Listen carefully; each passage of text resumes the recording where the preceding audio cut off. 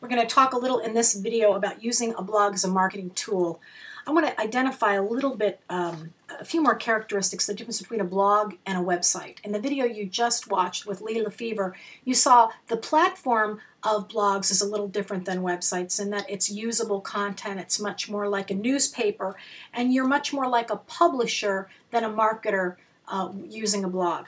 But a blog and a website are different in this way. A website is pretty much static content. So, you might have a page, a home page, saying, this is what we're about. And then this is who I am, this is what I sell, this is why it's good, this is how you find me. And that's basically it. You might have more pages that elaborate on those principles, but for the most part, a website has 5 basic principles and then some offshoots of that. So you might have 5 pages. If you're a bigger company, you might have 20 pages. But a website doesn't change all the time. It pretty much stays the same. And people go to that website to find out information about you. Now, a blog, on the other hand, is very different in that it's consumable content. It's new content every day. And the content is meant to serve the customer or serve the reader. It's supposed to do something for them, where in a website, it's there for them to find out about you. In a blog, a person comes there expecting to leave your blog site knowing something that may solve a problem for them or deepening their understanding about something. And a blog has many, many pages. So if you have 5 categories in your blog, you might publish in a month 4 posts in this category, 3 in this one, 5 in that one, 7 in that one, 2 in this one. So at the end of the month, you've got 25 different pages. Each page is a link back to you. Each page has the same capability for search engine optimization as in your website. So you just keep developing these pages of useful content, and each one of them becomes a tentacle to draw people into your blog. So it works very differently than a website. It's important to have your online brochure, and now blogs kind of allow you to do that. There are static pages you can add to a blog, but it's important to understand the difference. Blogs are there to serve the customer. They are there to deliver something beneficial, to deliver information that they can use. Now, let's move on to marketing, because this is going to be the most important thing I tell you. I referred to David Meerman Scott in the opening video, writing the book, The New Rules of Marketing and PR, and he says something I just love. He says, mass marketing is dead. We've moved from the economy of scarcity to the economy of abundance. And what that means is we used to just have one way to market. The masses were marketed to by very few outlets. That's the scarcity, access to stuff. We had 4 television networks. We had 1 major newspaper in every city.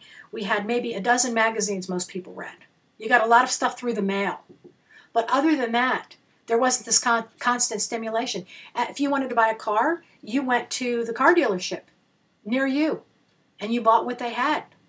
You bought the colors they had. And the premise of the media outlet or the marketing outlet was, if I don't have it, well, then you don't need it. If you wanted to buy an appliance, you went to your local appliance store and you worked with what they had. That's mass marketing. We've moved away from that. Customers now have an abundance of choices. We've become a cluster of niches. We buy now through niches. We all have something we like. There's all these little niches. So fly fishing, for example. In the days of mass marketing, if you were a fly fisherman, you'd have a couple of buddies you fly fished with. There might be a fly fishing magazine you could look at. A catalog or 2 where you bought fly fishing material or fly fishing supplies, and you knew of 4 or 5 places that you could fly fish, and that's probably all the places you'd ever go 20 years ago. Today you can log on to YouTube and view over just thousands of videos on fly fishing. There's so much information on fly fishing you couldn't take it all in. So the people that are passionate about that niche have so much available to them. Anything you want to buy that has anything to do with fly fishing is available online. And you can buy worldwide. You can talk about fly fishing destinations in every country in the world. So it's really different, and it's got people motivated and excited. So what does that mean for blogging?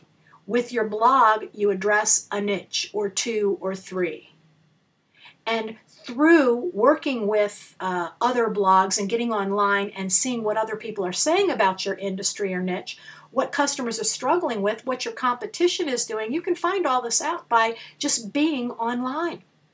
And when you do, you can then make choices about what you'll provide your customers. You can understand more about your customers. You can find out about new customers. You can say, wow, there's a whole niche over there. I could serve that niche. I didn't even know it was there.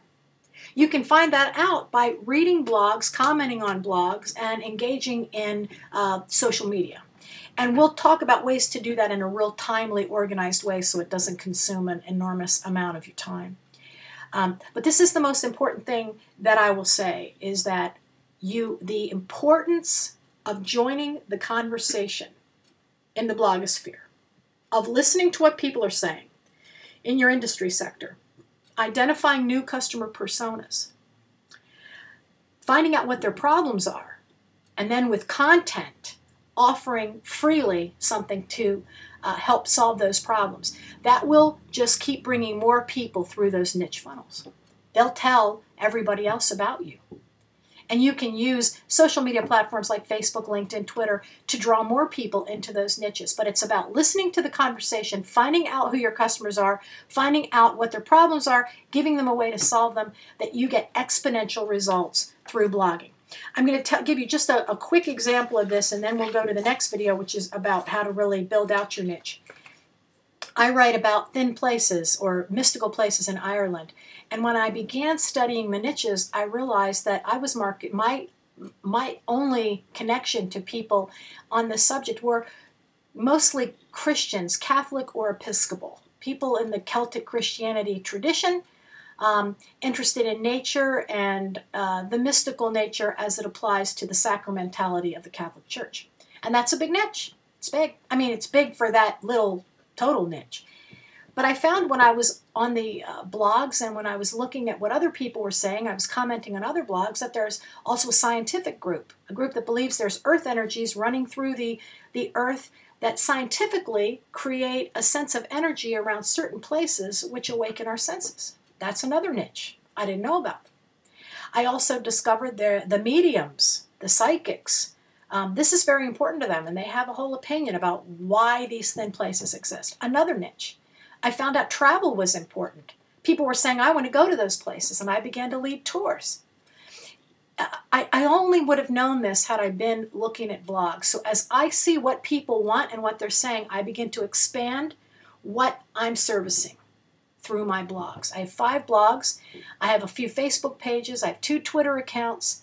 And in the last 2.5 years, I've acquired 16,000 followers in those platforms combined. And that's allotting for the ones that overlap, the ones that are in several places. And I haven't even really tried because I am committed full time during the day at work. So this is what I do in my spare time. So understanding that the power in blogging is joining the conversation and listening to what other people are saying in order to fill out your niches and decide who your customers are and how you can serve them is the key to making it all work. Now we'll go on to talk a little bit more about niches.